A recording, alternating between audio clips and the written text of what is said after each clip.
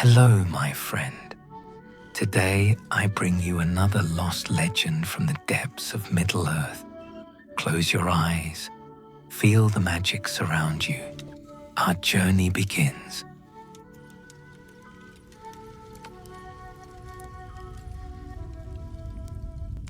In the days when the shadow had not yet spoken its name, there came a stirring in the great woods of the north.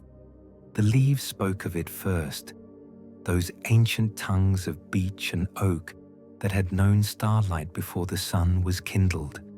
They murmured of a darkness that crept not with fire or sword, but with silence and slow corruption. Thranduil of the Woodland Realm felt it as a chill upon his heart. From the great halls carved within living rock, where the Elvenking held court beneath canopies of woven starlight, he looked eastward with eyes that had witnessed the fall of kingdoms. The wind from the misty mountains carried no scent of snow, yet it tasted of endings. "My lord," came a voice soft as falling leaves. Galion approached with the measured step of one who has served the deathless for long ages. The guards report strange tidings from the borders. The paths grow dark ere the sun sets. The streams run silent where once they sang. Thranduil nodded slowly, his golden hair catching filtered light. He had ruled this realm for an age of the world, had stood as guardian against darkness that ever sought to creep northward. Yet this felt different, not the crude malice of orcs, but something more subtle, corruption that worked from within, shadow that grew not by conquest, but by invitation. "Double the watches," he commanded. "Let no one walk the forest paths alone. Send word to all scattered halls. Let my people draw closer to the heart of the realm." As Galion departed, Thranduil walked to the great window. The forest stretched away beneath him, a sea of green and gold that rolled to the very feet of the lonely mountain. Somewhere in that expanse, something stirred that should have remained sleeping. The trees knew it, and the streams, all the living world felt the wrongness of it, like discord in a song that had been perfect since creation. The Elven King's fingers tightened upon the carved rail. He had thought those days of great peril past, had hoped his people might know peace until the time came to pass over sea. But peace was not the portion of those who stood guard against the dark. From chambers below came his people's voices, weaving songs that were both mourning and defiance. They felt the shadows approach, though they did not yet name it. His guards, warriors who had faced dragons of the north, now started at shadows and spoke in whispers of dreams that were not dreams. Yet still the sun shone upon the forest, and still streams ran clear near his realm's heart. The shadow moved with the patience of ages, content to corrupt until resistance crumbled from within. This was its way, not the sudden storm that might be weathered, but slow poison that worked unseen. As first stars appeared in the darkening sky, the Elven King made his choice. He would not wait for shadow to declare itself. The time had come to seek counsel with the wise, to wake the guardians who watched over Middle-earth. If evil stirred in the forest's heart, it would find not weakness, but the fierce defiance of those who remembered light and would not see it dimmed. The war before the shadow had begun. 3 days passed, and with each dawn, the unease grew stronger. The great malon trees that formed the pillars of Thranduil's hall began to dim their golden light, and the crystal streams that wound through the woodland paths ran troubled, their clear voices turned to uncertain murmur. Even the wine in the king's cellars tasted bitter, as if the very earth had soured beneath the forest's roots. It was on the fourth morning that the messenger came. Legolas, son of Thranduil, entered his father's presence with the swift, silent grace of his people, yet his face bore tidings that no grace could soften. In his hand, he carried an arrow, not the fair shafts of the woodland elves, but something darker, cruder, fletched with black feathers that seemed to drink the light. This was found in the heart of an oak that has stood since the elder days, Legolas said, his voice tight with controlled anger. The tree still lives, but the wound festers. The wood around it has begun to wither, and no song of healing can touch it. Thranduil took the arrow, and at his touch it seemed to grow cold as winter stone. The point was barbed and cruel, designed not merely to kill, but to cause lingering pain. Yet it was not the physical craft that disturbed him most. It was the malice he felt emanating from the shaft itself, a hatred so deep and purposeful that it seemed almost alive. Where? He asked, though he already knew the answer would confirm his darkest fears. In the southern reaches, my lord, near the borders of the old forest road, where the paths grow dark and few dare travel. Legolas paused, and when he spoke again, his voice was barely above a whisper. The patrol that found it. They speak of shapes moving in the shadows between the trees. Not orcs, something worse. Things that walk upright but move like beasts, with eyes that burn but give no light. Thranduil set the arrow aside, but he could still feel its malevolent presence like a wound in the harmony of his halls. How many arrows were found? 7, my lord, each in a tree of great age and power, each wound spreading like poison through the wood. Legolas met his father's gaze. It is no random attack. Someone, or something, seeks to corrupt the very heart of our forest, to turn our greatest guardians against us. The Elven King rose from his throne, and for a moment the starlight above seemed to flicker, responding to the darkness in his thoughts. 7 sacred trees, 7 arrows of malice. It spoke of planning, of intelligence behind the attack. This was not the crude assault of orcs or wolves, but something far more dangerous. War waged with understanding of what would hurt most. Summon the captains, he commanded. Let them know that our enemy shows himself at last, though he hides still behind shadow and proxy. And send word to the borders. Also, all traffic on the forest road is to cease. Whatever darkness breeds in the south, it shall not spread northward through our realm. Yet even as he spoke the words, Thranduil knew that borders and guards might not suffice. If the enemy could corrupt the ancient trees themselves, turning the forest's greatest strength into a source of spreading poison, then the very foundations of his kingdom were under assault. He had faced armies and dragons, had stood against the malice of Sauron in the last alliance. But this felt different, more insidious, like rot that worked from within until the whole structure collapsed. As Legolas departed to carry out his orders, Thranduil walked once more to his window. The forest spread away beneath him as it always had, green and fair in the morning light. But now he could see the darkness creeping at its edges like a tide of shadow. 7 wounds in the wood's heart, 7 points of corruption from which the poison would spread unless it was cut out, and soon. The leaves whispered still, but their voices were troubled now, speaking of stranger things yet to come. On the 5th day, as the shadows lengthened and the corruption spread through 7 wounds in the forest's heart, a rider came out of the west.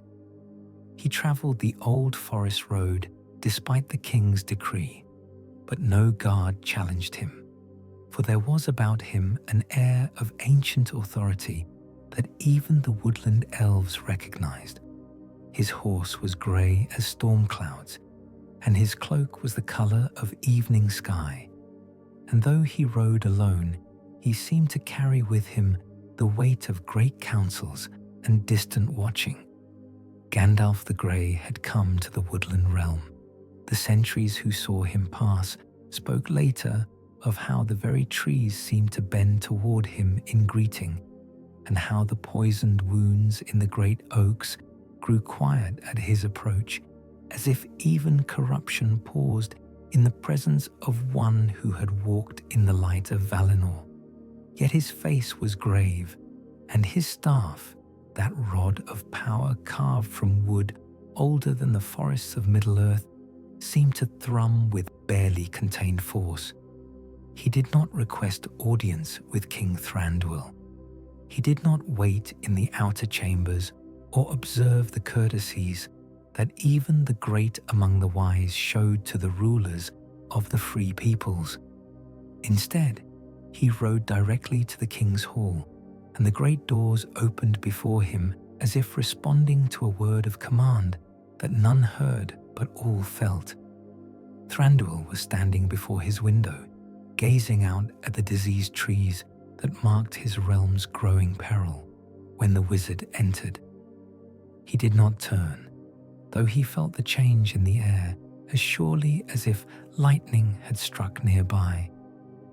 "Maithrandir," he said, using the Grey Pilgrim's name in the tongue of his people. "You come at a dark hour." "All hours are dark when the enemy stirs," Gandalf replied, his voice carrying that curious mixture of gentleness and steel that marked him among the Astari. "Yet some are darker than others, and this may prove to be among the darkest that Middle-earth has known since the last alliance." Now Thranduil did turn, and his eyes met those of the wizard, eyes grey as the sea under storm, ancient beyond reckoning, filled with a sorrow and wisdom that came from watching the slow decay of all things fair. "You know what works this corruption in my realm." Gandalf leaned upon his staff, and for a moment he seemed not the Grey Pilgrim who wandered the roads of Middle-earth, but something far older and more terrible, a Maya of Aule, one of the Ainur who had sung in the music of creation and seen the vision of all that was and would be. "I know," he said simply, "though the knowing brings no comfort, and the truth is darker than the shadow you have felt. The necromancer of Dol Guldur grows bold. What was once whisper becomes voice. What was once watching becomes action. The 7 arrows in your trees are but the first notes of a song of war that will echo across all the free lands." The necromancer. Thranduil spoke the name like a curse. We have long suspected something evil nested in that accursed hill, but it seemed content to brood in its darkness, troubling none who did not venture too near. Content, perhaps, but not idle. Gandalf moved to stand beside the Elvenking at the great window, and together they looked out over the forest where corruption crept like slow fire through the ancient wood. He has been gathering strength, binding to himself all the dark things that creep and crawl in the forgotten places of the world. Orcs and wolves, yes, but worse things too. Things that were once fair, but are now fallen. Things that serve shadow not from fear, but from choice. The wizard's voice dropped to barely more than whisper. "And he has found allies among those who should know better. There are men in the east who bow to his shadow, and darker powers still that stir at his call. The White Council has watched and waited too long, hoping that patience might contain what only strength can defeat."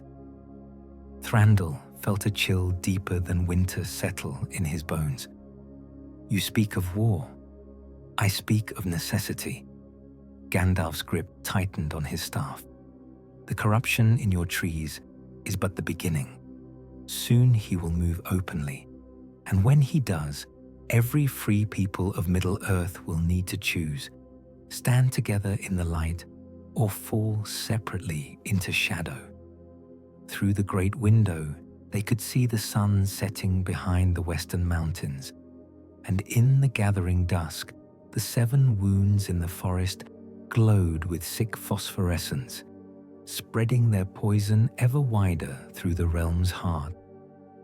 The war before the shadow had begun in earnest.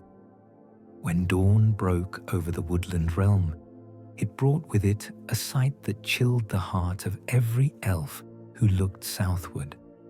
Where once the horizon had been clean and fair, marked only by the gentle rise of distant hills, now a darkness loomed.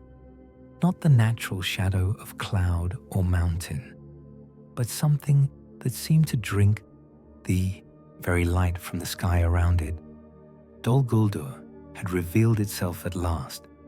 The hill fortress that had long brooded in secret malice now stood naked under the morning sun, its towers black as burnt bone, its walls wreathed in shadows that moved with purpose and malevolent will. Even at the great distance that separated the Elven King's halls from that accursed place, the air itself seemed poisoned by its presence, thick with the reek of corruption and the whisper of dark sorcery. Gandalf stood beside Thranduil on the highest balcony of the palace, his grey robe stirring in a wind that brought no freshness, only the taste of ash and ending. The wizard's face was grim as carved stone, but his eyes burned with a fire that spoke of battles yet to come. "So it shows itself openly now," Thranduil said, his voice tight with controlled anger. "No longer content to work in shadow and secrecy." "The time for hiding is past," Gandalf replied. "He has grown strong enough to cast aside pretense and confident enough to challenge any who might oppose him.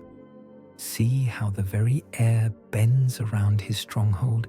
He has woven sorceries into its stones that make it more than mere fortress. It has become a wound in the world itself, a place where the music of creation falls silent and other, darker songs hold sway." As they watched, shapes began to move around the base of the distant hill. Not the random stirring of beasts or the ordered march of soldiers, but something that seemed to flow like liquid shadow, spreading outward from the fortress in all directions. Even at such distance, both elf and wizard could feel the malice that drove those movements, the hunger for destruction that animated every creature that served the necromancer's will. "My scouts report great gatherings in all the dark places," Thranduil said. "The old paths through the mountains echo with the sound of marching feet, and the rivers run red with blood where settlements have been overrun. Whatever force he has been gathering, it moves now towards some great purpose." Gandalf nodded grimly. "And that purpose includes more than mere conquest. The arrows in your trees were not random strikes. They were tests, probing for weakness in the defenses that have long protected this realm. He seeks to understand how the ancient wards work, how the light of your people turns aside the darkness he commands." The wizard turned from the window, his face set with determination, born of long struggle against the shadow. "Which means he plans not merely to defeat your kingdom, but to corrupt it, to turn the very light of the Eldar into another weapon in his arsenal. The fairest things make the cruelest weapons when they are broken to evil's will." Thranduil felt something cold settle in his stomach at those words. He had seen kingdoms fall before, had watched as the free peoples were driven from their homes by orc and dragon. But this spoke of something worse, not mere defeat, but perversion, the twisting of everything good and fair into instruments of malice. Then we must not give him the chance, the Elven King said, his voice carrying the steel of one who had faced the armies of darkness before and stood unbowed. Whatever strength he has gathered, whatever sorceries he has woven, he will find that the children of the stars do not yield easily to shadow. Yet even as he spoke the brave words, both elf and wizard knew that courage alone would not suffice against what stirred in Dol Guldur. The necromancer had chosen his moment well. The great alliances of the elder days were broken. The Númenóreans were few and far from their ancient strength, and the dwarves had withdrawn to their mountain halls, content to delve deep and speak little with the world above. Against such isolation, the shadow could work its will piecemeal, taking first one kingdom and then another, until none remained strong enough to resist. Only united could the free peoples hope to stand, but unity required trust, and trust required time, and time was the one thing that the darkness would not grant them. As if summoned by their thoughts, a horn sounded from the watchtowers, not the clear call of elvish trumpets, but the harsh bray of orcish war horns, growing louder with each moment as an army approached through the southern woods. The attack came not with the wild fury that marked most orcish assaults, but with a patience and cunning that spoke of darker intelligence guiding their movements. From the safety of the palace walls, Thranduil and Gandalf watched as shadows flowed between the trees like spilled ink, moving with purpose toward the heart of the Woodland Realm. But these were not the crude orcs of the misty mountains, driven by hunger and hate alone. These creatures moved in ordered ranks, their weapons gleaming with unnatural light, their eyes burning with a fire that was not their own. At their head rode figures cloaked in darkness so complete that they seemed like tears in the world itself, servants of the necromancer, whose very presence made the air grow cold and the light of stars dim. Nazgul, Gandalf breathed, and the word fell like ice upon the morning air. He has sent his most terrible servants to test your defenses. This is no mere raid, but the opening move of a greater game. Thranduil's hand went to the hilt of his sword, that blade of ancient make which had tasted orc blood in the wars of the elder days. Around them, the palace came alive with the sound of preparation, the ring of mail, the whisper of bowstrings, the soft voices of his people singing the war songs that had echoed through these halls since their first founding. "Let them come," the Elven King said, his voice carrying across the stone halls with the authority of ages. "They will find that the woodland folk remember well the arts of war, and that our arrows fly true when the need is great." Yet even as he spoke, both elf and wizard knew that this would be no ordinary battle. The high corruption that had already taken root in 7 sacred trees pulsed with renewed vigor as the dark army approached, spreading faster now, feeding on the proximity of its master's servants. The very forest seemed to writhe in pain as ancient wards, woven with starlight and song, strained against the assault of pure malice. From the palace gates rode forth the guard of the Elven King, warriors whose skill with bow and blade had been honed through centuries of defending their woodland realm. At their head rode Legolas, his fair face set with determination, his bow singing as arrow after arrow found its mark among the approaching shadows. The elvish shafts blazed with inner light as they flew, each one carrying within it a fragment of the starfire that had kindled when the world was young. But for every orc that fell, 2 more seemed to take its place. And still the Nazgul came on, their horses breathing darkness, their very presence turning the green leaves brown and the clear streams foul.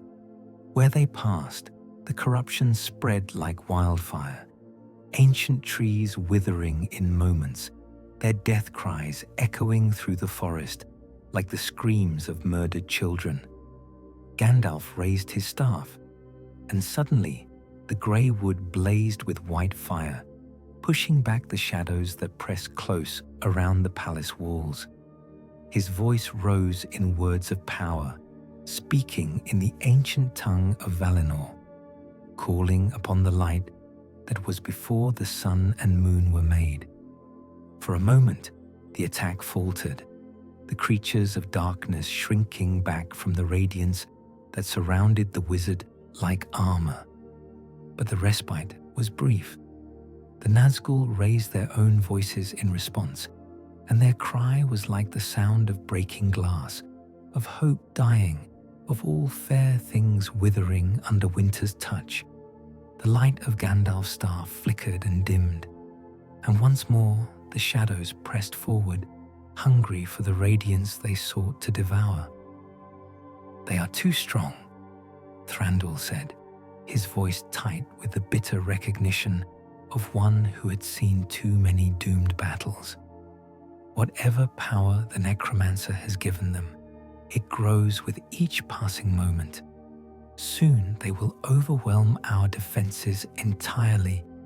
Gandalf's eyes blazed with sudden resolve. "Then we must strike at the source. The corruption spreads from those 7 wounds in your trees. If we can cleanse them, we may yet turn the tide. But the attempt will be perilous beyond measure, for it means venturing into the very heart of the enemy's power." Through the great window, they could see the battle raging in the forest beyond. Light against darkness, song against shriek, the ancient beauty of the Woodland Realm standing defiant against the encroaching shadow. But already, the corruption was spreading faster than the elves could contain it, and soon the very heart of Thranduil's kingdom would be lost to darkness. The time for half measures was past. In the depths of Dol Guldur, where no light of sun or star had shone for centuries, uncounted, a figure stirred in chains that were wrought not of iron, but of shadow itself. King Bladorthin of Dale, who had vanished from the sight of men nigh on 200 years before, raised his head at the sound of distant battle, and for the first time in decades, hope flickered in his eyes like a candle flame in the darkness. He had been fair once, this king of men, tall and proud as the line of northern kings had always been. But the long years of captivity had changed him, marked him with the grey pallor of one who has dwelt too long in shadow. His beard was white as winter snow, his hands trembling with age that should not have touched him for decades yet to come. The necromancer's dungeons were hungry places, feeding on more than flesh. They devoured time itself, youth and hope and memory, leaving only husks that served their master's will. Yet still, in the deepest part of his heart, a flame burned that all the malice of Dol Guldur could not extinguish. He was of the line of kings, heir to the blood of those who had stood with Gil-galad in the last alliance, and though his body might be broken, his spirit remained unbound. The battle sounds grew closer, and with them came another presence, not the crude malice of orcs or the cold hunger of the Nazgul, but something that made the very stones of his prison tremble with barely contained power. The necromancer himself approached, drawn from his high tower by the assault upon his servants in the Woodland Realm. The shadow that entered Bladorthin's cell was not truly corporeal. It was darkness given shape and will, malice refined to its purest essence. When it spoke, its voice was like the whisper of dead leaves, like the last breath of dying men. "My faithful captive," it said, and there was mockery in the words that cut deeper than any blade. "Do you hear that sound? It is the death song of the Woodland Realm, the last gasps of elvish pride before it yields to shadow. Soon all the free lands will echo with such music."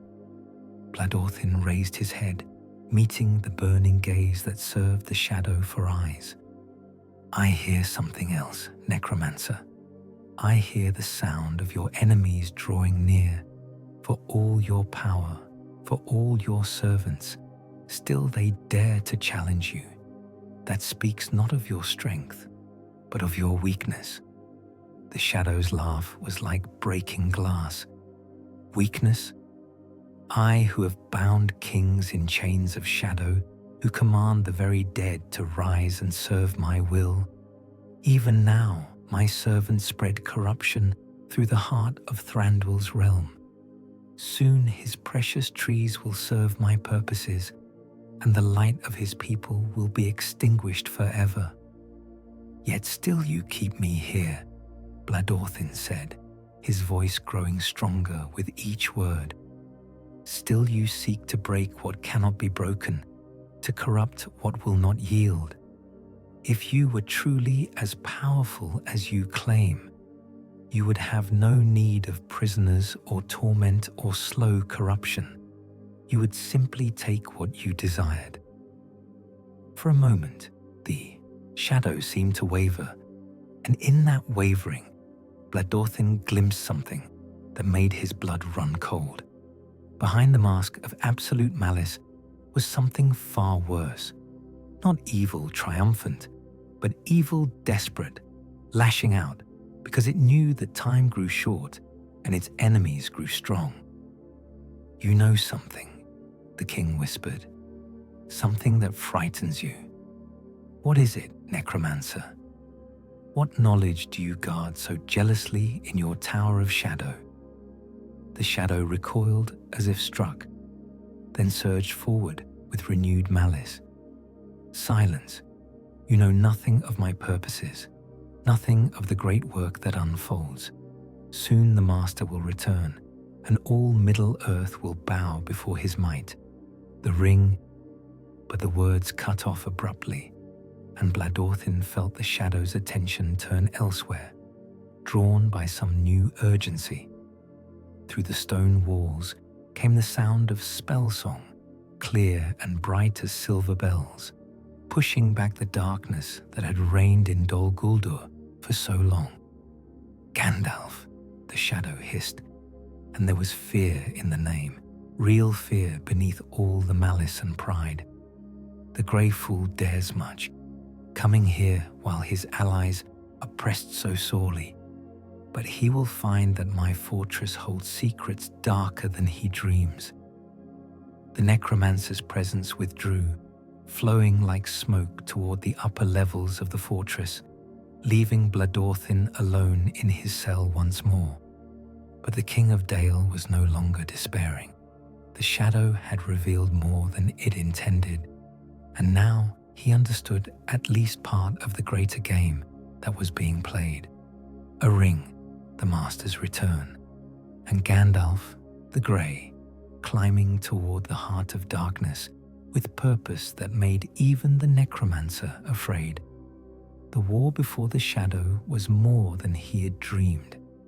High in the tower of Dol Guldur, where the stones themselves wept with accumulated malice, and the air was thick with the whispers of the tormented dead, Gandalf the Grey climbed the spiral stair that led to the necromancer's seat of power. Each step was a battle against despair, for the very walls sought to crush hope from his heart, to fill his mind with visions of failure and defeat. But the wizard pressed on, his staff blazing with light that pushed back the encroaching shadows, his voice raised in songs of power that had been old when the world was young.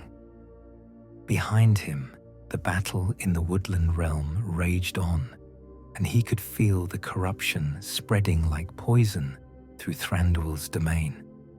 Time was running short. Soon the darkness would be too strong to contain, and all the fair places of Middle-earth would fall beneath its shadow.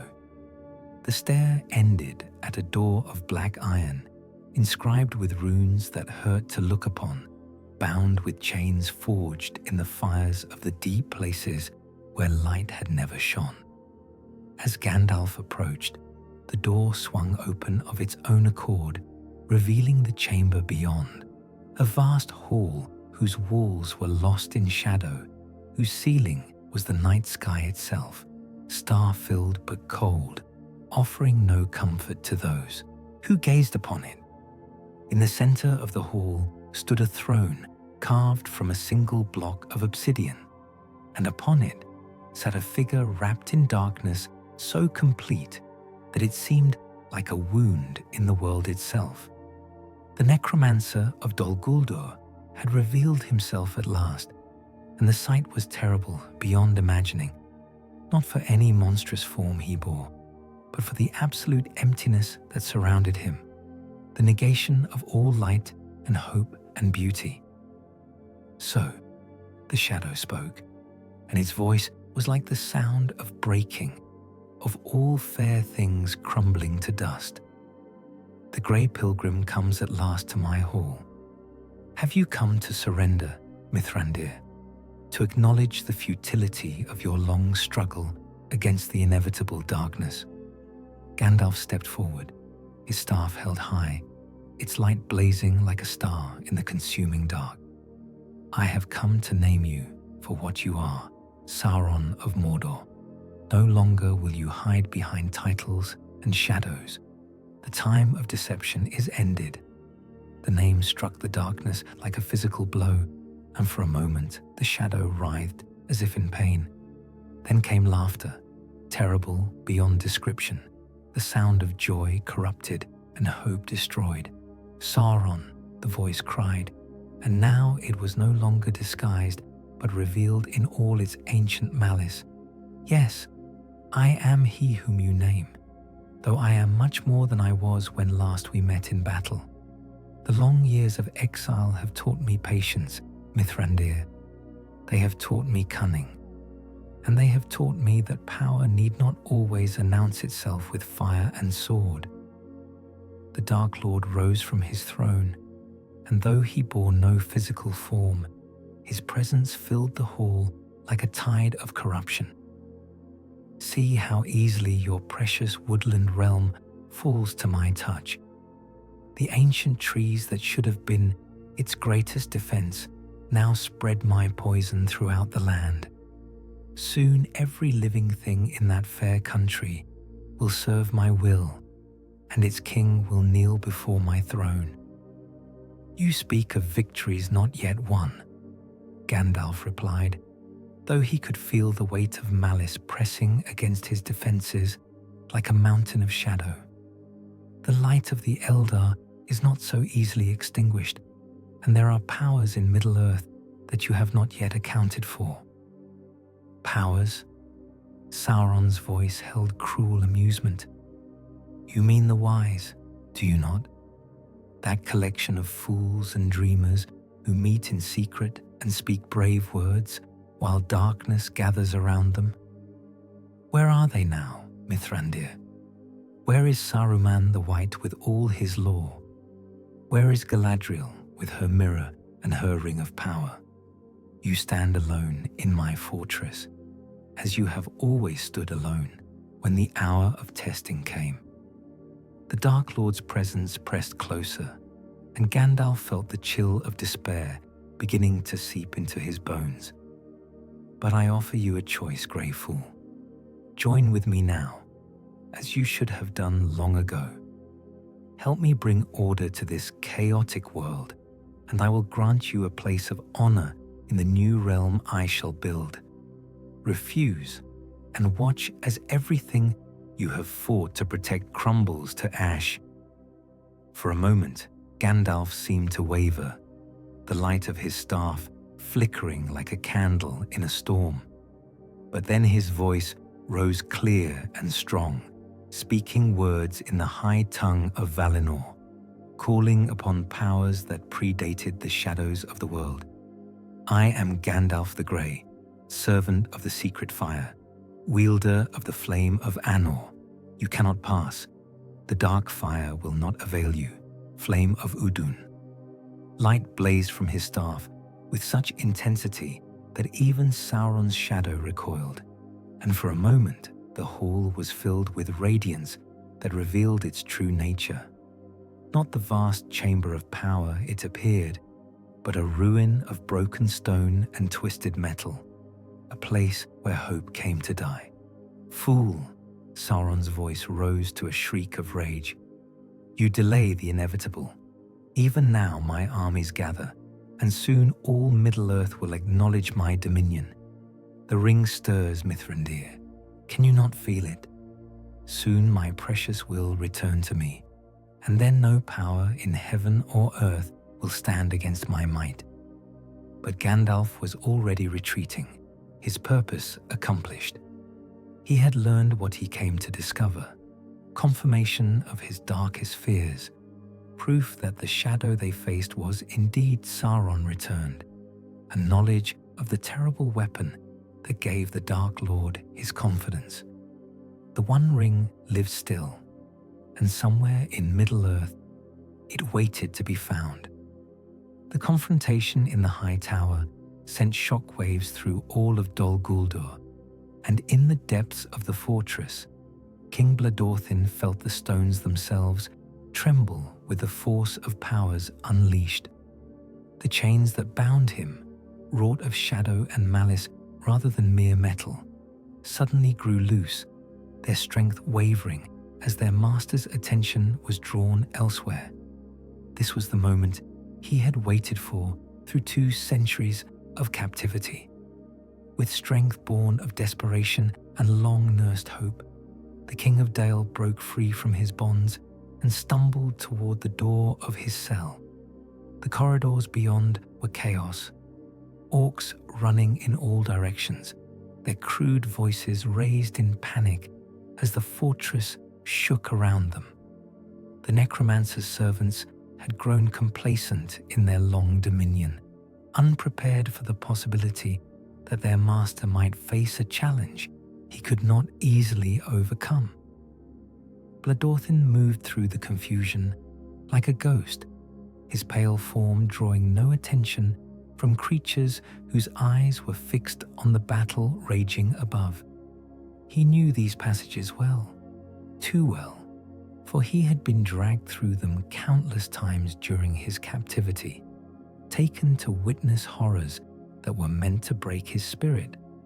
Now that knowledge served him as he made his way toward the lower levels, where other prisoners languished in cells like his own. The first cell he opened held a dwarf lord of Erebor, taken during a raid on the lonely mountains' outlying settlements. The second held an elf maiden of Lothlorien, whose crime had been to wander too far from her people's protected realm. A dozen others followed, men and elves and dwarves, all captives of the necromancer's malice, all forgotten by the world above.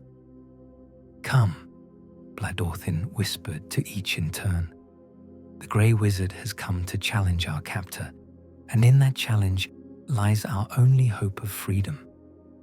They followed him through the winding passages, a company of the walking dead brought back to life by sudden hope. Behind them, the fortress continued to shake as power clashed with power in the heights above, and with each tremor, more of the necromancer's careful constructions began to crumble. Meanwhile, in the tower above, Gandalf fought a battle that was as much of will as of wizardry. Sauron's presence pressed against him like a tide of darkness, seeking to crush his spirit before destroying his body. The Dark Lord had grown strong indeed during his years of hidden growth, drawing power from the corruption he spread and the despair he sowed. "You cannot stand against me, Mithrandir," the shadow roared, its voice shaking the very foundations of the fortress. "I am the fire of creation turned to destruction, the first music of the world corrupted to discord. What are you but a servant, sent by masters who lack the courage to face me themselves?"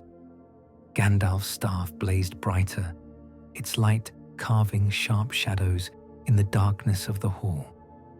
"I am what I have always been, one who stands against the shadow, whatever form it takes. And I am not alone, though you would have me believe otherwise."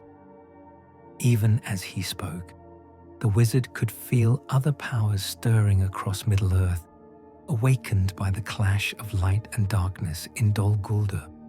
In Rivendell, Elrond looked up from his books with sudden alarm. In Lothlorien, Galadriel's mirror showed her visions of fire and shadow. And far to the south, in the white city of Minas Tirith, the Palantir stirred with images too terrible to comprehend. The White Council might be scattered, but the bonds between its members ran deeper than distance or time.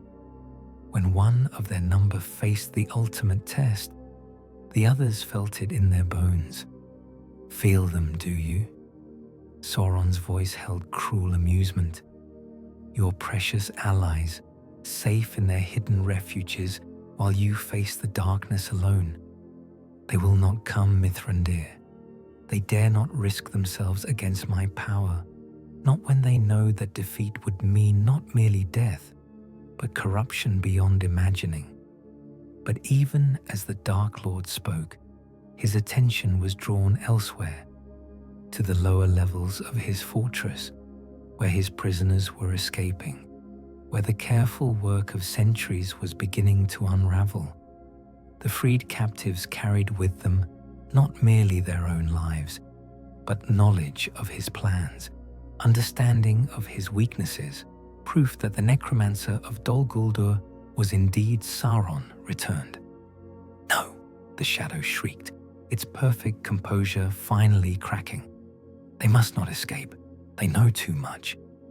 And in that moment of distraction, Gandalf struck, not with flame or lightning, but with something far more dangerous to the creature of shadow: truth, spoken in the ancient words of power, cutting through lies and deception like a sword through silk. "You are diminished, Sauron of Mordor. Without your ring, you are but shadow and memory, strong only in hidden places where your enemies cannot see you clearly. That is why you scheme in darkness, why you work through corruption and slow poison rather than open war. You are not yet ready to face the light." The words hit their mark, and Sauron's form wavered like smoke in a strong wind. For a moment, the vast hall was filled with silence, not the oppressive quiet of the tomb, but the clean silence that comes when a lie is finally exposed. Then the Dark Lord's rage erupted like a volcano, shaking Dol Guldur to its foundations. 3 days after the confrontation in Dol Guldur, when the Dark Fortress had collapsed into ruin and its master had fled eastward like smoke before the wind, the White Council convened in the hidden valley of Rivendell. The great hall of Elrond's house had seen many councils through the long ages, but few as grave as this one. Gandalf sat at the center of the gathering, his grey robes travel-stained, and his face marked by the weariness that comes from facing ultimate evil and living to tell the tale. Around him sat the other members of the council: Elrond, half-elven, Master of Rivendell; Galadriel the Fair, Lady of Lothlorien; Círdan, the shipwright from the Grey Havens; and at the head of the table, Saruman the White, chief of the Astari, his voice carrying the authority of one who spoke for the Valar themselves. "So," Saruman said, his white robes gleaming in the afternoon light that streamed through the great windows. "The necromancer is revealed at last. You are certain it was Sauron himself, and not some lesser shadow wearing his name." Gandalf's staff, still bearing scorch marks from his battle in the Dark Tower, leaned against his chair as he spoke. There could be no doubt. The voice, the presence, the particular quality of malice, all were unmistakably his. The Dark Lord has returned to Middle-earth, and he has spent the long years of his exile growing strong. A silence fell over the council, heavy with the weight of implications. They had all hoped, in their secret hearts, that Sauron had been destroyed utterly in the fall of Númenor, that the breaking of his physical form had meant the end of his threat to the free peoples. Now that hope lay in ashes.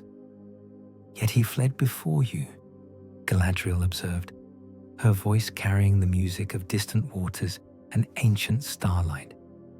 "That speaks not of strength, but of weakness. If he were truly as powerful as he once was, he would not have withdrawn from a single opponent, however skilled." "True," Gandalf acknowledged, "but his weakness lies not in lack of power, but in lack of completion." He spoke of his ring, Lady Galadriel, spoke of it with a longing that bordered on madness. Until that fell device returns to his hand, he remains diminished, forced to work through shadow and corruption rather than open might.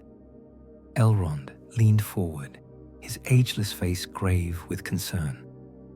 "And yet he has grown bold enough to reveal himself, to test his strength against the guardians of the Freelands.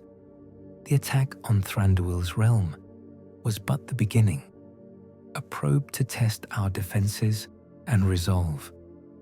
"Which brings us to the matter at hand," Saruman said, his voice carrying the ring of authority.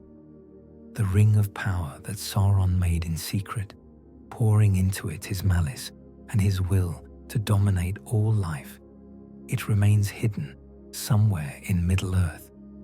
We must find it before he does and see that it is destroyed, lest all our defenses prove as chaff before the storm. The council members exchanged glances, each thinking of the magnitude of the task before them. The One Ring had been lost for nearly 3,000 years, vanishing into the waters of Anduin when Isildur fell to the Orc arrows. It might lie anywhere in the vast expanse of Middle-earth, hidden in some deep place where even the keenest eyes could not find it. "The ring will not remain hidden forever," Círdan said, his ancient voice carrying the wisdom of one who had watched the world change since its earliest days. "Such things have a will of their own, a desire to be found. Even now, it may be stirring, calling to its master with a voice that grows stronger with each passing year." Galadriel nodded slowly, "And there are signs that it has indeed begun to stir. My mirror shows me glimpses of a great darkness spreading from the east, and at its heart burns a fire that I recognize all too well, the desire of the ring to return to the hand that made it." "Then we must act swiftly," Gandalf said, rising from his chair with sudden urgency. "If Sauron has indeed grown strong enough to challenge us openly, then time grows short. We must seek out the ring with all haste before he discovers its hiding place and reclaims what was once his." But Saruman held up a hand, his expression troubled. "Patience, Mithrandir. To seek the ring openly would be to alert our enemy to our purpose. Better to watch and wait, to guard against his other schemes while keeping our true goal hidden. The ring has remained lost for 3 millennia. Surely it can remain so a little longer." Gandalf turned to face the White Wizard, his grey eyes blazing with urgency. And in that time, how many more kingdoms will fall to shadow? How many more peoples will be corrupted or destroyed while we play the game of patience? The Woodland Realm barely survived Sauron's test. What will happen when he strikes with his full strength? The Woodland Realm survived because we were prepared, Saruman replied coolly. Because the White Council exists to coordinate our defenses and respond to such threats. That is our purpose, Gandalf. Not to chase after shadows and legends, but to stand as guardians against the darkness that we know exists. The debate continued long into the evening, with voices raised in argument and concern. Some supported Gandalf's call for immediate action, while others counseled caution and patience. But through it all, one truth remained constant. The shadow that had been driven from Dol Guldur would return, and when it did, it would come with power that might prove too great for any council to withstand. As the stars appeared in the darkening sky above Rivendell, the members of the White Council made their choice: to watch and wait, to prepare their defenses, and to hope that time would reveal the ring's hiding place before Sauron could claim it for his own. But Gandalf, as he walked alone through the gardens of Elrond's house, knew in his heart that time was the one thing they could not afford to waste. In the weeks that followed the council at Rivendell, Gandalf the Grey became a figure of legend on the roads of Middle-earth, from the Shire to the Lonely Mountain, from the halls of Edoras to the hidden paths of Fangorn. The wizard travelled with purpose that burned like fire in his grey eyes. He spoke with kings and shepherds, with merchants and wanderers, always listening, always searching for the signs that would tell him where the ring might lie hidden. But it was to the north that his steps turned most often, to the lands where the old blood of the Edain ran strong, and the memory of ancient alliances had not entirely faded. For Gandalf had learned much in his confrontation with Sauron, not merely about the Dark Lord's plans, but about the nature of the struggle that was to come. This would not be a war won by armies alone, but by the choices of individuals, by the courage of those who stood against shadow, not because they were mighty, but because they chose to do what was right.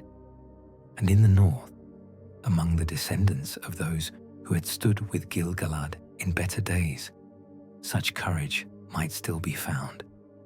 It was in the halls of Lake Town that Gandalf first heard word of stirrings in Erebor, the lonely mountain that had once been the greatest of the dwarf kingdoms. King Bledorthin, freed from Sauron's dungeons and returned to his people in Dale, brought with him tales that made the wizard's heart quicken with something that might have been hope.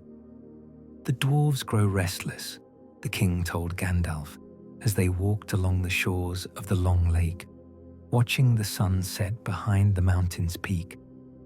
For 60 years they have wandered in exile, driven from their ancestral home by the dragon Smaug. But now there are whispers among them of return, of reclaiming what was lost. Gandalf nodded thoughtfully. He had long suspected that the time would come when the scattered dwarves of Durin's folk would need to unite, when their skills in war and craft would be essential to the defense of the free lands. But dragons were not easily overcome, and Smaug the Mighty was among the greatest of the fire drakes that still remained in Middle-earth. What manner of whispers? The wizard asked, though he suspected he already knew the answer. Bledorthin smiled, and for the first time since his escape from Dol Guldur, Genuine joy flickered in his eyes. They speak of Thorin Oakenshield, heir of the line of Durin, and of a quest that he plans to undertake. They say he has gathered companions, warriors of his own people who remember the glory of Erebor and burn to see it restored. The name struck Gandalf like lightning. Thorin Oakenshield. He had heard that name whispered in the taverns and market squares, spoken with the reverence that men reserve for heroes of legend. The dwarf prince who had never bent the knee to the dragon, who had kept alive the hope of his people through decades of exile and hardship. And what does this Thorin seek? Gandalf asked, though again he felt he knew the answer. A way into the mountain, Bledorthin replied. A secret path that would allow a small company to enter Erebor unseen, to face the dragon in his lair and reclaim the kingdom that is rightfully theirs. But such paths are not easily found, and dragons are not easily overcome by sword and axe alone. Gandalf was quiet for a long moment, his mind racing with possibilities. A quest to reclaim Erebor would serve more purposes than its participants might realize. Not only would it restore one of the great dwarf kingdoms to the strength it had once known, but it would place a formidable ally on Sauron's northern flank, a threat that the Dark Lord could not ignore. But more than that, such a quest would require planning, preparation, and above all, someone with the knowledge and cunning to guide it to success. Someone who could see the larger patterns at work, who understood that the fate of a single mountain might determine the destiny of all Middle-earth. "Tell me more of this Thorin," Gandalf said, his voice carrying new urgency. "Where does he dwell now, and what manner of companions has he gathered to his cause?" As Bledorthin spoke of the dwarf prince and his growing band of followers, Gandalf felt the first stirrings of a plan that was both desperately bold and quietly elegant. If Sauron sought to isolate the free peoples, to pick them off one by one in their scattered strongholds, then the answer was not to wait passively for his attack, but to unite those who had been divided, to wake sleeping powers and forge new alliances. The quest for Erebor would be the first step in that greater design, a stone cast into still water, whose ripples would spread far beyond their source. But for such a quest to succeed, it would need more than dwarf courage and royal blood. It would need the one thing that Sauron, for all his power, could never provide: the willing sacrifice of those who fought not for conquest or glory, but for the simple right to live in peace. It would need a burglar. As the stars came out above the long lake, Gandalf began to smile. Somewhere in the green hills of the Shire, among a people who loved comfort and quiet above all things, lived a hobbit whose part in the great game had not yet begun. The wizard had visited the Shire many times over the years, had grown fond of its simple folk and their innocent pleasures.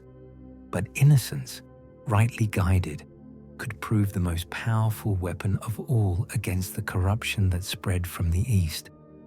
For those who had never known the lure of power could not be corrupted by it, and those who fought only to protect what they loved could not be turned aside by fear or greed. The time had come to visit an old friend and to set in motion events that would shake the very foundations of the world.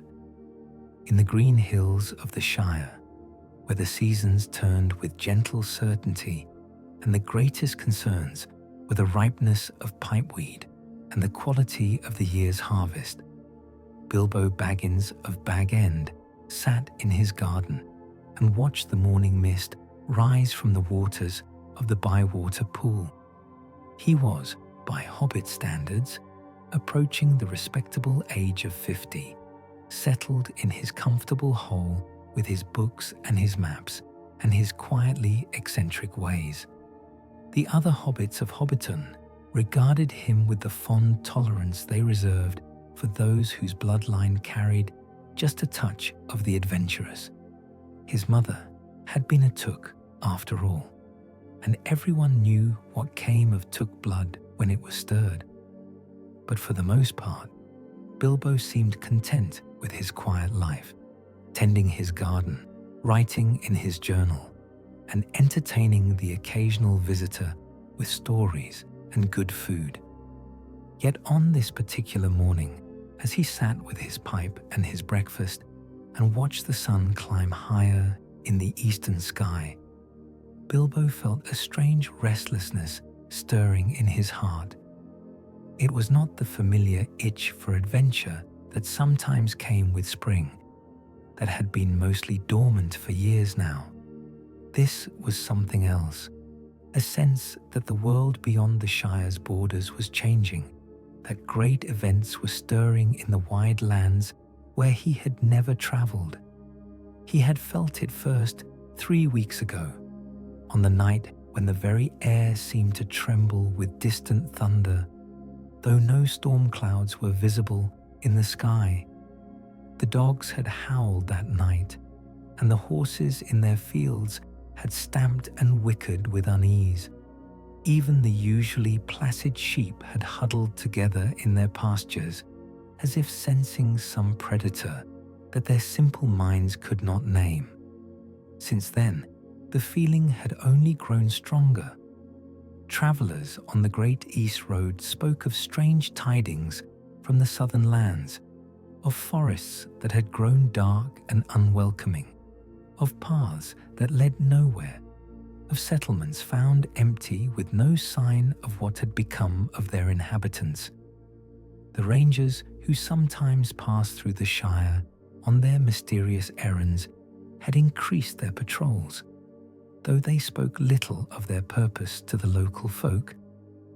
Most disturbing of all, there had been no word from Gandalf the Grey in nearly a year. The wizard had been a regular visitor to Bag End for decades, arriving without warning but always welcome, bringing news of the outside world and tales that stirred the Took blood in Bilbo's veins. His absence felt like a silence in the music of the seasons, a note missing from the harmony of the Shire's peaceful days. As if summoned by his thoughts, a shadow fell across Bilbo's garden gate, and he looked up to see a tall figure in grey approaching along the path from Hobbiton.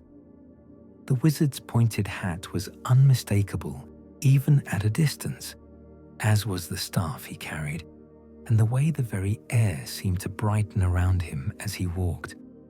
"Gandalf," Bilbo called out, rising from his chair with more enthusiasm than he had felt in months. "My dear fellow, where have you been? I was beginning to think you had forgotten the way to Bag End entirely." The wizard smiled as he approached, but Bilbo noticed that the expression did not quite reach his eyes. There was something about Gandalf that seemed different, not diminished, but changed, as if he had looked upon things that had marked him with knowledge too heavy for easy bearing. "Forgotten the Shire?" Gandalf said as he opened the gate and walked up the path. "Never, my dear Bilbo, though I confess my travels have taken me to places where the memory of green hills and comfortable holes seems like something from a dream of younger days." They embraced as old friends do, and Bilbo led the wizard into Bag End, bustling about to prepare a proper welcome. Tea and cakes, seed cake and butter, honey and jam, and all the good things that made a hobbit hole a haven from the troubles of the world. But even as he played the perfect host, he could see the weight that Gandalf carried, the shadow that lurked behind his familiar smile. "You've seen things. Bilbo said quietly as they sat before the fire in his study, the wizard's long legs stretched out before him and his pipe sending up familiar wreaths of smoke. Dark things, I'd wager, from the look in your eyes. Gandalf nodded slowly. Darker than you know, old friend.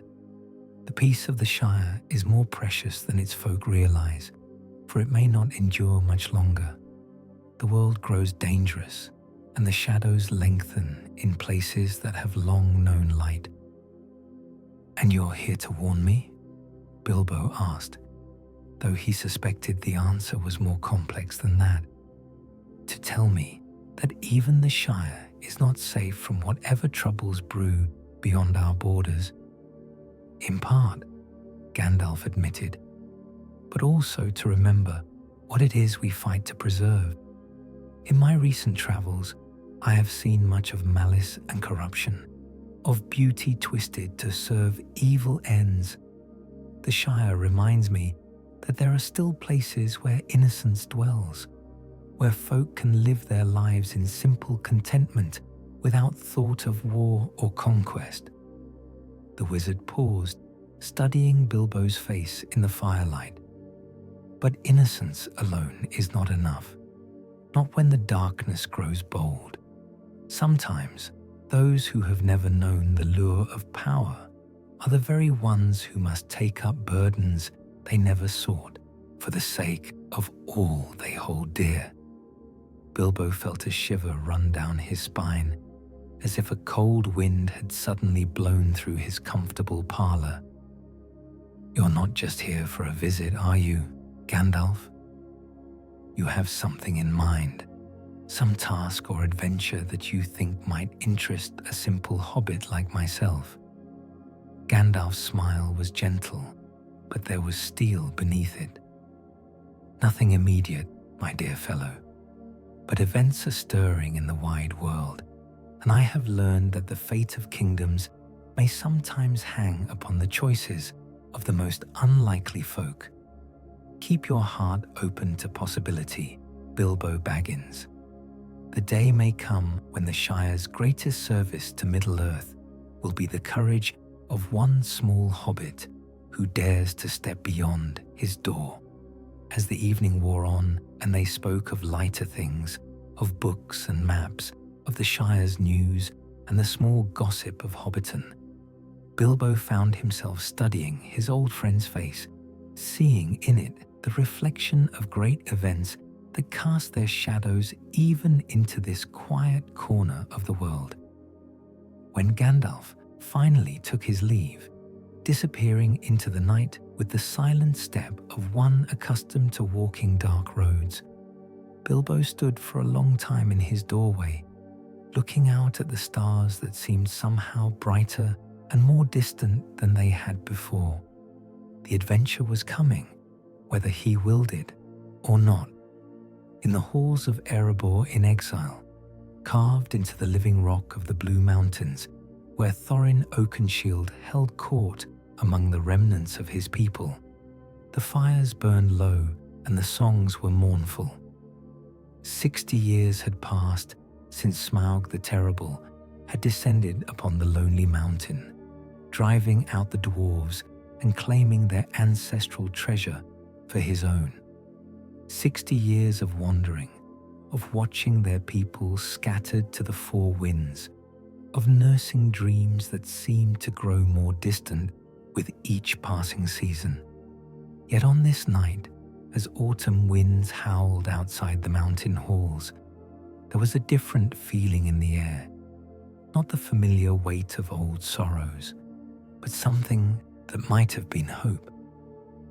Thorin sat upon his throne of carved stone, his dark hair streaked with silver, but his eyes still burning with the fire that had never been extinguished, not even by decades of exile. Around him sat the remnants of his court, Balin the Wise, Dwalin the Warrior, Fili and Kili, his sister sons, and a handful of others who had never forgotten that they were kings under the mountain, however long their throne might remain empty. The signs grow stronger, Balin said. his white beard gleaming in the firelight. The dragon has not been seen abroad for nigh on a year now, and the men of Laketown report that the streams running down from the mountain no longer boil with the heat of his breath. Either Smaug sleeps deeper than before, or he weakens, Thorin finished, his voice carrying the weight of a hope too long deferred. The years tell even on dragons, and he has grown fat and lazy on stolen gold. Perhaps the time has come when he might be challenged by those who have better claim to what he guards. Dwalin snorted, his scarred hands tightening on the haft of his warhammer. Challenge a dragon? Aye, that we might do. But with what? We are few, cousin, and scattered. The great armies of our people are gone, and what warriors remain are old or scattered to the four winds. Not all dragons are defeated by armies, came a new voice from the shadows near the hall's entrance, and the dwarves turned to see Gandalf the Grey emerging into the firelight, his staff tapping softly on the stone floor. Sometimes the mightiest fortresses fall to the smallest keys, and the greatest treasures are won by those who have the wit to seek them in unexpected ways. Thorin rose from his throne, his hand instinctively moving to the sword at his side, not from threat, but from the ingrained wariness of one who had learned that visitors in the deep places of the world were not always what they seemed. But the wizard's presence was unmistakable, carrying with it the scent of wind and starlight, and the memory of places where the light of the two trees had once shone. Gandalf Greyheim, the Dwarf King said, inclining his head in the greeting due to one of the wise. It has been many years since you walked in these halls. What brings you to the halls of exiled kings? The same thing that has always brought me to those who fight against the shadow, Gandalf replied, moving to stand before the throne with the easy confidence of one who had counseled kings and emperors. The knowledge that great events cast their shadows before them, and that the time has come when all the free peoples must choose between action and surrender. The wizard's eyes swept over the assembled dwarves, taking in their worn clothes and battered weapons, their proud bearing despite the poverty of their exile. You speak of challenging Smaug, Prince of the Longbeards, but tell me, if you could enter the mountain unseen, if you could reach the dragon's lair without facing his fire, what would you do then? Thorin's eyes blazed with sudden understanding.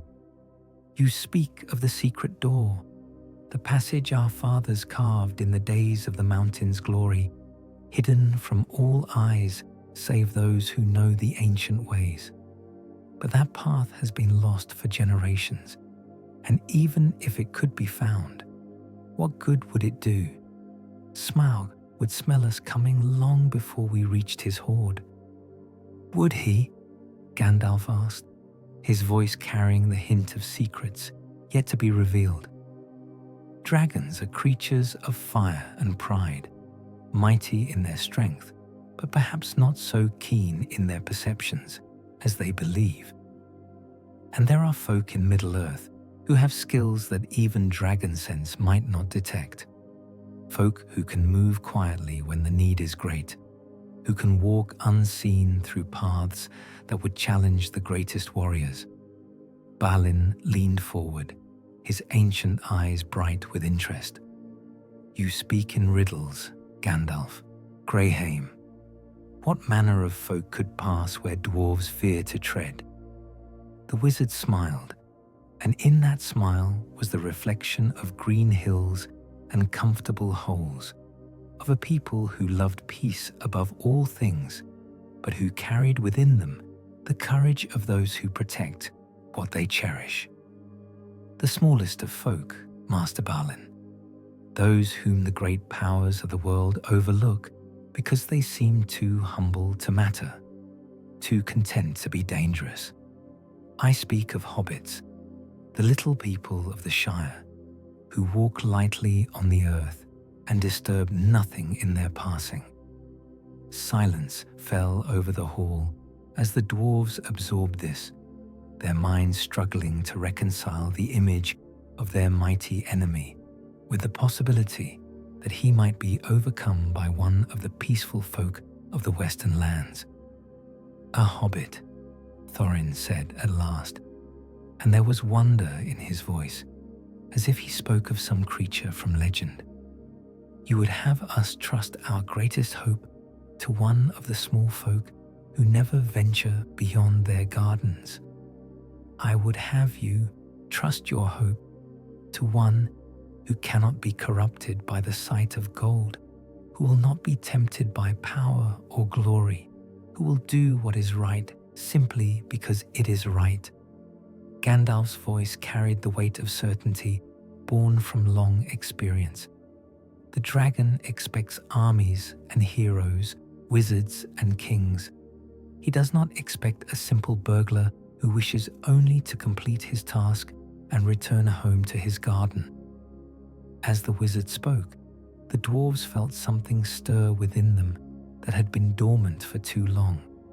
Not merely hope, but the recognition that their exile might indeed be drawing to a close. The plan that Gandalf outlined was bold beyond measure, requiring precise timing, careful preparation, and courage from all involved. But it was also possible, and possibility was a treasure more precious than all the gold in Erebor's vaults. In the deep halls of the Lonely Mountain, where gold lay heaped in drifts like autumn leaves and jewels carpeted the floors of chambers vast as cathedrals, Smaug the Mighty stirred in his sleep and dreamed of fire. For 60 years he had slumbered atop the greatest hoard in Middle-earth, his golden belly pressed against coins and cups, his great wings folded over treasures that had once belonged to kings. But on this night, his dreams were troubled. The dragon's sleep had always been light, the sleep of a predator who must remain alert even in repose. Yet lately, strange currents had begun to flow through the deep places of the world, whispers of power stirring in distant lands, echoes of his ancient master's voice calling across the wastes of time. The comfortable weight of gold beneath his scales no longer brought the deep satisfaction it once had, and his dreams were filled with images of shadow and flame, of armies marching and kingdoms falling.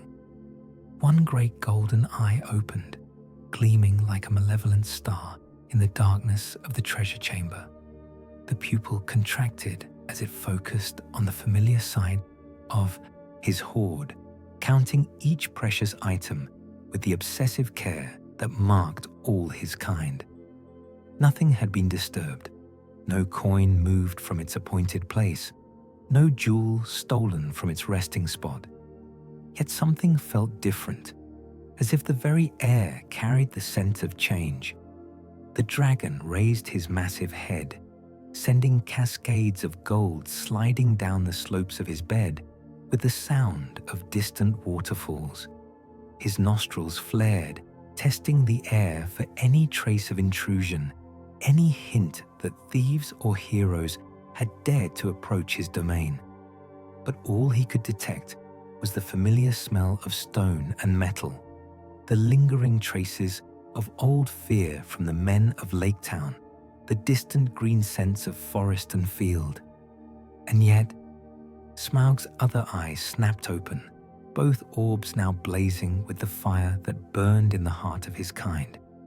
There was something, not a scent or a sound, but a feeling, a disturbance in the ordered world he had created around himself. Somewhere beyond his mountain fastness, plans were being made that concerned him, words spoken that carried his name on lips that had no right to speak it. the great dragon uncoiled himself from his bed of treasure, his serpentine neck extending to its full length as he tasted the air with senses that could detect a sparrow's heartbeat at a mile's distance. His massive bulk shifted, sending avalanches of gold cascading through the ruined halls of Erebor, the sound echoing through passages that had once rung with the laughter of dwarven children. "Who dares?" he rumbled, his voice shaking the very foundations of the mountain. "Who dares to plot against Smaug the mighty, Smaug the impenetrable, Smaug the unassailable? I smell the stench of planning, the reek of hope where there should be only despair." But the mountain made no answer, save the echo of his own voice, bouncing off walls of stone and veins of precious metal. The dragon's rage began to build, not the quick fury of a beast surprised, but the slow burning wrath of one whose absolute dominion had been questioned, whose right to rule through terror had been challenged by the mere act of thinking rebellion. He began to move through his domain, his great bulk flowing through passages with surprising grace, his claws clicking on stone floors as he inspected every corner of his realm. The halls of Erebor had once been filled with light and song, the greatest of the dwarf kingdoms under the mountain. Now they were tomb-silent, their beauty preserved but lifeless, like flowers pressed between the pages of a book. As he moved, Smaug's mind turned to the events that had brought him to this place of power. The attack on the mountain had been the culmination of years of planning, a strike designed to eliminate the greatest threat to his master's return to power in the north. The dwarves of Erebor had been mighty in war, skilled in craft, wealthy beyond measure, a kingdom that might have stood against the shadow when it chose to reveal itself. Now they were scattered to the winds, their king dead, their treasures claimed by one who served purposes darker than mere greed. For Smaug, despite his pride and his lust for gold, had not come to the mountain by chance. He had been sent, guided by whispers in his dreams, by promises of treasure and dominion that had proven true beyond his wildest hopes. The dragon's master had been silent for many years now, content to let his servant guard the northern approaches while he worked his will in other places.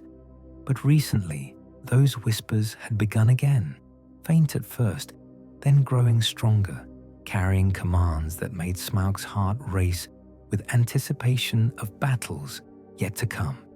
Soon, the voice had said in his dreams, speaking in the black speech that predated all the tongues of the free peoples. Soon the hour will come when all my servants must wake from their long slumber. The ring stirs, my faithful dragon, and when it is found, the world will burn with such fire as has not been seen since the forging of the mountains. Smaug had felt the truth of those words in his bones, had sensed the growing power that flowed from the distant fortress of Barad-dûr, like heat from a forge. His master was returning to strength, gathering his forces for a war that would sweep across Middle-earth like a cleansing flame. And when that war came, the dragon would have his part to play, not merely as guardian of stolen gold, but as weapon of destruction in the service of the shadow. But first, he would deal with whatever petty conspiracy had dared to form against him. The scent of planning was stronger now, carried on winds that spoke of dwarf pride and wizard's cunning, of hope kindled in hearts that should have learned better than to challenge his might. As the first light of dawn touched the peak of the lonely mountain, Smaug stretched his great wings and prepared to hunt. Somewhere in the wide world, His enemies were gathering their courage for some desperate attempt against his domain. They would learn, as so many had learned before them, that the fire of dragons burns away all hope, leaving only ash and the memory of folly. The treasure of Erebor would remain his, and his alone, until the day when his master called him to greater service in the wars that were to come. While Smaug stirred in his mountain fastness, and Gandalf wove his careful plans in the halls of exile, other powers moved in the shadows of Middle-earth, drawn by the same currents of change that had awakened the great dragon from his golden dreams. In the fortress of Isengard, where the white tower of Orthanc rose like a finger of bone against the darkening sky, Saruman the White stood before his palantir and gazed into depths that mortal eyes were not meant to see. The seeing stone showed him visions that would have driven lesser minds to madness, armies of orcs breeding in the deep places of the earth, great forges working day and night to arm the servants of darkness, the slow corruption of all, things fair and green as shadows spread across the land. But it was not these present evils that held the White Wizard's attention, but rather glimpses of what was yet to come. "The ring," he whispered, his voice barely audible in the silence of his tower. "It moves at last, stirring from the long sleep that has hidden it from all searching eyes. Soon it will surface, and when it does, the fate of all Middle-earth will hang upon who claims it first." The palantir pulsed with malevolent light, showing him images that made his breath catch in his throat. A small figure walking dark paths, bearing a burden too great for mortal shoulders. The eye of Sauron, blazing like a furnace as it searched the world for its lost treasure. And threading through all these visions, the golden chain of possibility that might yet save the world, or damn it utterly. For Saruman had seen what the other members of the White Council had not, that the ring could not simply be destroyed, not while its maker still lived to reclaim it. The device was too powerful, too deeply woven into the fabric of the world itself. To unmake it would require power that none of the wise possessed, fire that burned hotter than the forges of the Eldar, strength that had gone out of Middle-earth with the fading of the Elder Days. But if it could not be destroyed, perhaps it could be claimed. Perhaps one among the wise might take up the burden of its power, might wield it not for domination, but for protection, using its strength to shield the free peoples from the shadow that gathered in the east. The White Wizard's hands tightened on the smooth surface of the Seeing Stone as he contemplated the possibility. He alone among the Astari had the knowledge and the will to bear such a burden. He alone understood the true nature of power, the necessity of strength in the face of implacable evil. If the ring were to fall into his hands, a knock at the chamber door interrupted his thoughts, and Saruman quickly covered the palantir with a cloth of black silk. "Enter," he called, his voice resuming its usual tone of calm authority. The door opened to admit Grimmer Wormtongue, the pale counsellor whose serpentine grace and honeyed words had made him invaluable to Saruman's purposes. The man's eyes glittered with the fervour of one who had found a master worthy of absolute devotion, though what he saw in the White Wizard was perhaps not what Saruman intended him to see. "My lord," Grimmer said, bowing low with the elaborate courtesy that marked all his interactions with his master. "Word has come from our agents in the north. The dwarf Prince Thorin stirs in his exile, gathering companions for some great venture. and there are reports that Gandalf the Grey has been seen in his halls, speaking of paths long hidden and treasures long guarded. Saruman nodded slowly, his keen mind immediately grasping the implications. Erebor, he said, the name falling from his lips like a stone into still water. They plan to challenge the dragon, to reclaim the kingdom under the mountain. How ambitious of them. Shall I send word to our allies in the east? Grimmer asked, his voice carrying the eager anticipation of one who delighted in the prospect of others' suffering. Smaug may be mighty, but even dragons can be overwhelmed if sufficient force is brought to bear against them. No, Saruman said, his voice carrying a note of finality that brooked no argument. Let events unfold as they will. The dragon has served certain purposes, but his time may be drawing to a close. And when it ends, the White Wizard smiled, but there was no warmth in the expression. When it ends, there will be opportunities for those wise enough to seize them.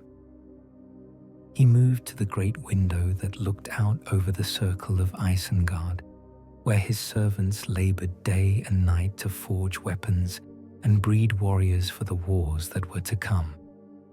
The sight should have filled him with satisfaction, proof of his growing power, evidence of his ability to match the shadow with shadow, strength with strength. But instead, he found his thoughts turning to the visions he had seen in the Palantir, to the small figure that bore the greatest burden of all. Somewhere in Middle-earth, a hobbit walked paths that would determine the fate of all the free peoples, carrying in his pocket a ring of gold that held the power to save or damn the world. Find out everything you can about this venture, Saruman commanded, his voice cutting through Grimmer's obsequious murmurings. I want to know who goes with them, what path they plan to take, what preparations they make. Knowledge is power, and in the days to come, we will need all the power we can gather. As his servant bowed and withdrew, Saruman turned back to the covered Palantir, his mind already racing with new possibilities. The great game was entering a new phase, and all the players, wizard and dragon, dwarf and hobbit, the servants of light and shadow alike, were moving toward a convergence that would shake the very foundations of the world.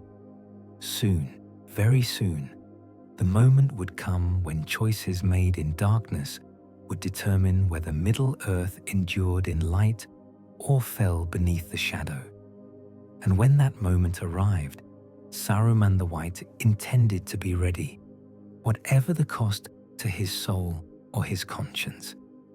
The blade of his ambition had not yet been drawn, but already it thirsted for the blood of those who would stand in his way. 2 years had passed since Gandalf first spoke of hobbits and secret doors in the halls of Thorin's exile, and the world had changed in ways both subtle and profound. The lonely mountain stood proud against the eastern sky once more, its halls echoing with the sound of hammer on anvil, its passages filled with the voices of dwarves who had returned to their ancestral home after decades of wandering. Smaug the Mighty was dead, his fire quenched forever in the waters of the Long Lake, his reign of terror ended by the courage of a hobbit burglar and the skill of a man whose lineage traced back to the kings of old. The dragon's death had sent shockwaves across Middle-earth, proof that even the mightiest servants of shadow could fall when faced with determination and unlikely heroism. In the rebuilt halls of Erebor, King Thorin sat upon the throne of his fathers, the Arkenstone blazing upon his brow like a captured star. Around him, his kingdom flourished as it had not done for generations. Trade flowed freely between the mountain and the towns of men. The forges produced works of beauty and strength that were prized throughout the known world, and the songs that echoed through the stone corridors spoke of joy rather than sorrow. Yet for all the celebration and renewal, those with the eyes to see knew that the dragon's death had been but the first movement in a symphony of change that would reshape all of Middle-earth. The balance of power in the north had shifted dramatically, and other forces were already moving to fill the vacuum left by Smaug's passing. From his palace windows, King Thranduil of the Woodland Realm could see the smoke rising from Erebor's forges, and the sight filled him with complex emotions. The return of the dwarves brought both opportunity and danger. Opportunity for renewed alliance against the shadow that still threatened from the east, but danger too, for the Mountain Kingdom's strength would inevitably draw the attention of those who served darker masters. The corruption that had briefly threatened his realm had been cleansed. The 7 poison trees healed by arts both ancient and wise. But the memory of how close his kingdom had come to falling lingered like a scar upon his heart, a reminder that eternal vigilance was the price of preserving all things fair and free. The reports from our scouts grow more troubling with each passing day, Legolas said, entering his father's presence with the swift, silent grace that marked the woodland elves. Great movements are stirring in the east, and the roads that lead toward Mordor echo with the sound of marching feet. Thranduil nodded gravely. He had expected this, indeed, had been preparing for it since the day Gandalf first spoke of Sauron's return. The Dark Lord's defeat at Dol Guldur had been temporary at best, a setback rather than a true victory. Now, with the dragon's death removing one of his most powerful servants, Sauron would be forced to act more directly, to reveal his hand before he might have wished. What word from Gandalf? The Elven King asked, though he suspected he already knew the answer. None, my lord. The Grey Pilgrim has not been seen since the dragon fell, and his purposes remain hidden even from those who count themselves his friends. Legolas paused, his fair face troubled. There are rumors, though, whispers that speak of a quest more dangerous than the reclaiming of Erebor, of a burden taken up by one too small to bear it. Thranduil felt a chill settle in his bones, though the summer sun streamed warm through his windows. The ring, he whispered, speaking the word like a prayer or a curse. Somehow, impossibly, it has surfaced at last. The 2 elves stood in silence, contemplating the implications of that terrible possibility. They had both heard the legends, the stories passed down from the elder days of how Sauron had poured his malice and his will into a ring of gold, making it the key to his dominion over all the peoples of Middle-earth. Its loss had been his downfall. Its finding would herald his return to power beyond all resistance. If the ring has indeed been found, Legolas said slowly, then all our victories, the reclaiming of Erebor, the cleansing of Dol Guldur, even the death of Smaug, may prove to be nothing more than delays.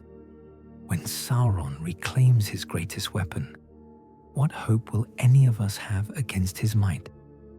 But Thranduil shook his head, his ancient eyes bright with a wisdom born of long struggle against the darkness. You speak as if the ring's finding were the same as its claiming, my son. But I think there is more to this tale than we yet know. Gandalf does not act without purpose, and if he has indeed set in motion events surrounding the ring, then perhaps there is hope yet. Hope beyond our understanding, but hope nonetheless. The Elven King moved to his great window, gazing out over the forest that had been his domain for age upon age of the world. The trees whispered of change in the wind, of great events stirring beyond the borders of his realm. Soon, very soon, all the free peoples would be called upon to choose, to stand together in the light, or to fall separately beneath the shadow. "Send word to Erebor," he commanded, his voice carrying the authority of one who had ruled wisely through the turning of many seasons. "Tell King Thorin that the time has come for old alliances to be renewed, for the bonds forged in battle to be strengthened by common purpose. The dragon's death was but the beginning. The true war lies ahead."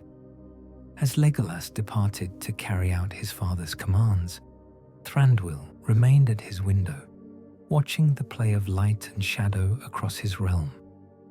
Somewhere in the wide world, a small figure walked dark paths, bearing a burden that would determine the fate of all Middle-earth. The kingdom under the mountain had been reclaimed, but greater challenges lay ahead. Challenges that would test not merely the strength of armies, but the courage of individual hearts. The war before the shadow was entering its final phase, and nothing would ever be the same again. In the deepest vaults of Bag End, wrapped in silk and hidden away from all prying eyes, a ring of gold lay quiet in the darkness.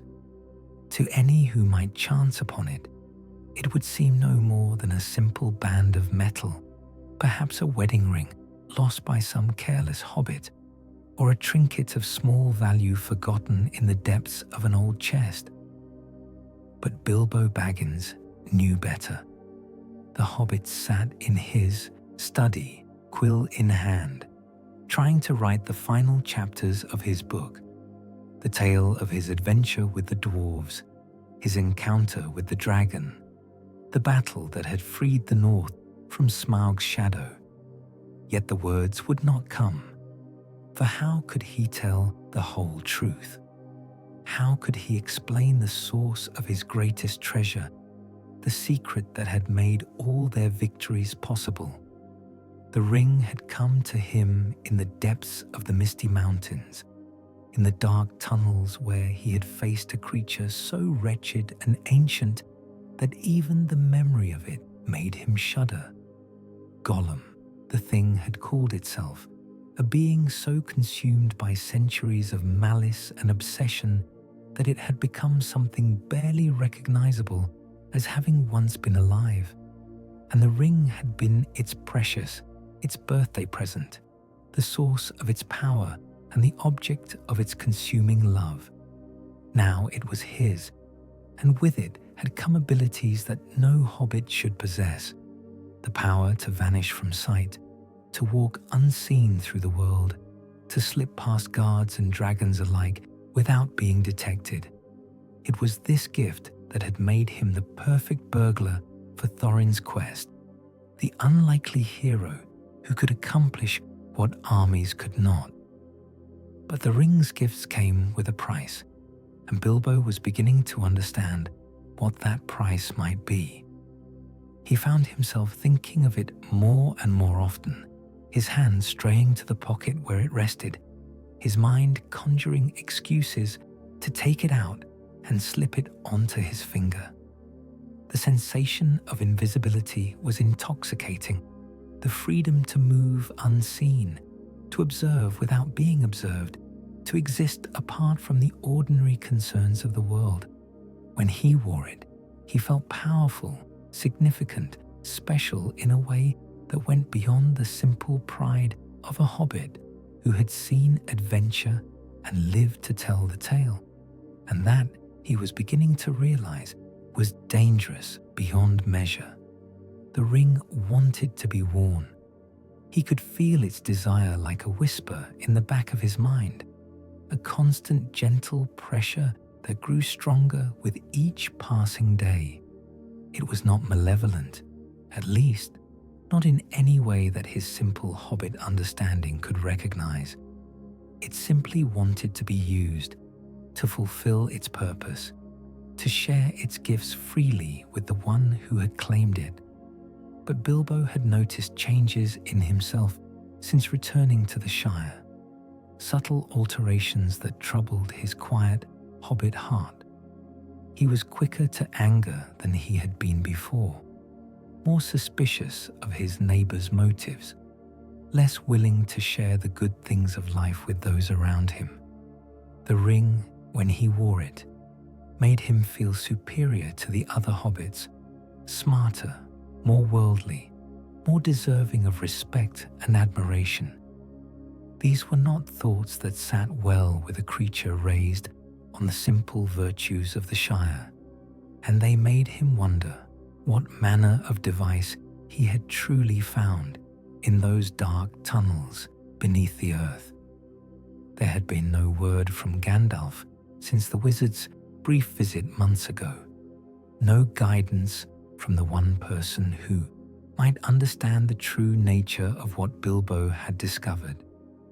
The Grey Pilgrim had spoken of burdens and choices, of the roles that unlikely folk might play in the great events of the world. But he had said nothing of rings or the power they might hold, nothing of the price that such power might exact from those who wielded it. As the evening shadows lengthened outside his window, Bilbo made a decision that surprised him with its difficulty. Rising from his desk, he walked to the vault where he kept his most precious possessions. The mithril shirt gifted by Thorin, the sword sting that had served him so well in dark places, and the envelope that contained his greatest secret. He took out the ring and held it up to the lamplight, watching the way the gold seemed to drink in the radiance and reflect it back with a subtle warmth that had nothing to do with the metal's temperature. For a moment, the urge to slip it onto his finger was almost overwhelming. Just for a moment, just to feel that sense of power and freedom once more. But instead, he wrapped it carefully in its silk covering and returned it to its hiding place, locking the vault and pocketing the key with hands that trembled slightly from the effort of will required. "Not tonight," he whispered to the darkness, though he was not entirely sure what power he was addressing. Not tonight, and perhaps not for many nights to come. Yet even as he spoke the words, Bilbo knew that the struggle was far from over. The ring would call to him again, its whispers growing stronger with each passing day, until eventually he would face a choice that would define not merely his own fate, but the destiny of all Middle-earth. For somewhere in the depths of Barad-dûr, beyond the reach of Hobbit understanding, a great eye searched the world with tireless malice, seeking the treasure that had been lost to it for so long. And when it finally turned its gaze toward the Shire, toward a hole in the ground where a hobbit tried to forget the weight of the burden he carried, then the true war would begin. In the grey havens, where the sea winds carried the salt scent of waters that stretched beyond the circles of the world, Círdan, the shipwright, stood upon the white cliffs and gazed westward toward the undying lands. The ancient elf's hands, gnarled by countless ages of crafting vessels for those who would pass beyond the sunset, gripped the stone railing as he contemplated the signs and portents that spoke of ending times. Behind him, in the harbour where ships waited with patient grace for those who would take the straight road across the sea, workers moved with quiet efficiency, preparing for voyages that might come sooner than any had expected. The time of the Eldar in Middle-earth was drawing to a close. That much was clear to any with the wisdom to read the signs. The only question was whether their departure would come in the natural order of the world's changing, or in the aftermath of a final conflagration that would consume all they had built and loved. "Master Círdan," came a voice from behind him, and the shipwright turned to see one of his apprentices approaching with the measured step of one who bears weighty tidings. "A messenger has come from Rivendell, riding hard through the night. Lord Elrond requests your presence at an urgent council of the wise."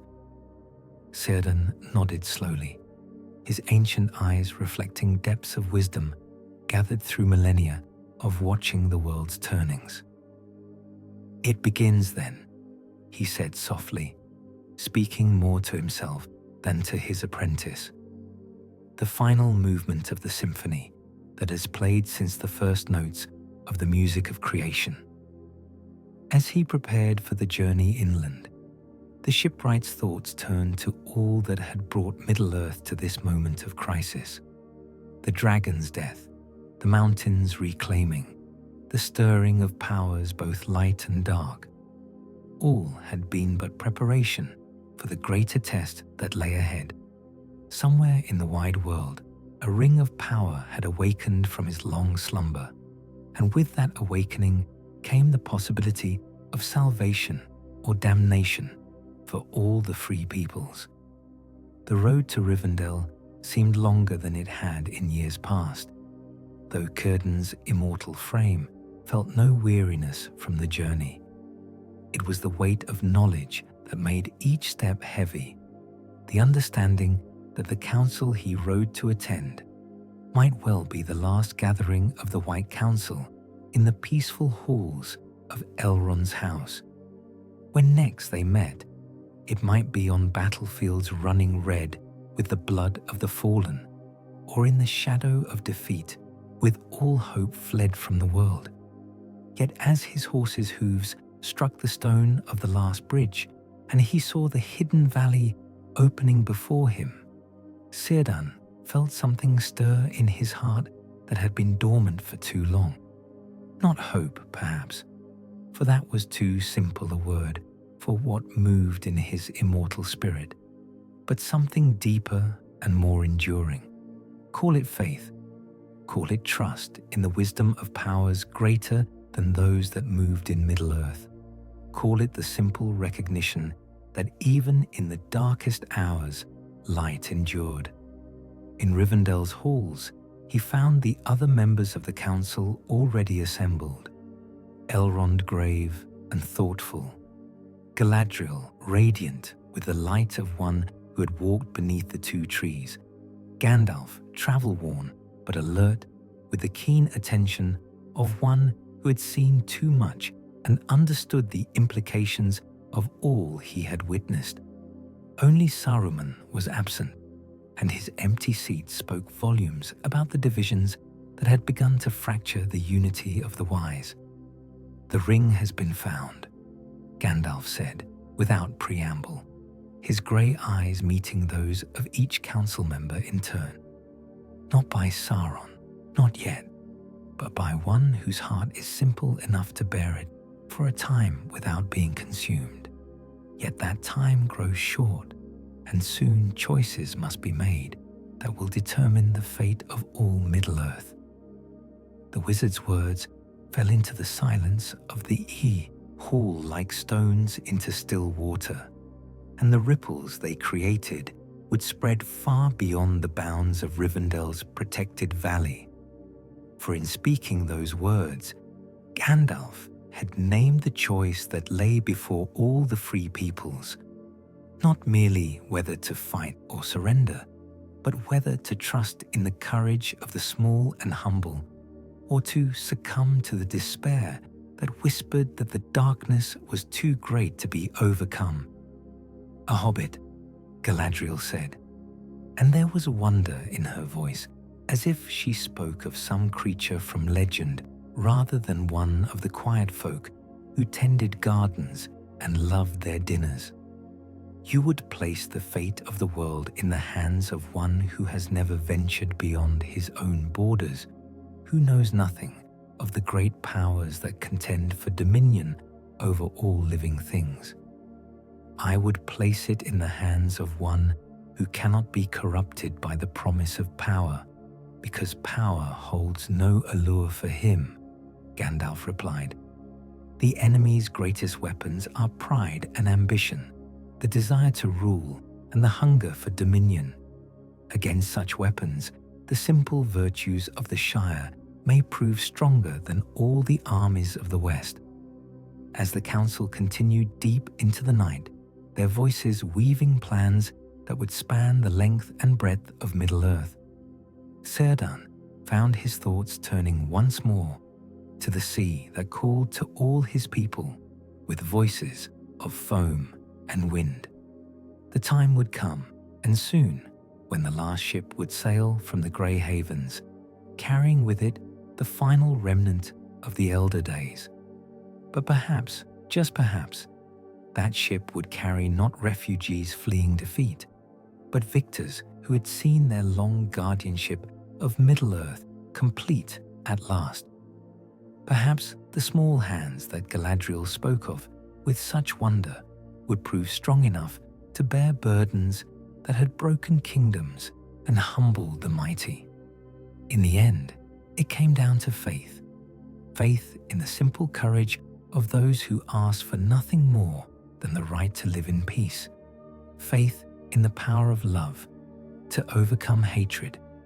Faith in the truth that even the smallest light could push back the greatest darkness if it burned with sufficient purity.